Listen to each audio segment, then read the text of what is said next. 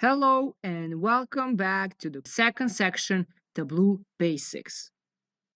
In this video today, we will work on our first case study. Who is the best sales manager? I'm super excited that you are here and I hope you are as enthusiastic as I am about the material that we have ahead of us. In this section, we have a real business problem, a real challenge. And let's go and have a look what it is. So here we have a case study number 1. It is the end of financial year, and that means it's time to see who was the best sales manager.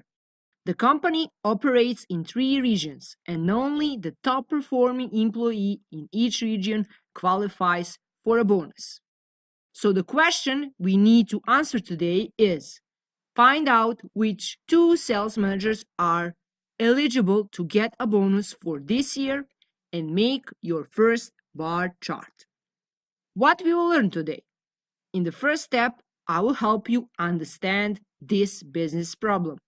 In the second step, I will show you how to connect dataset to Tableau 2019.1, and in the last step, I will challenge you to create and build your own first bar chart.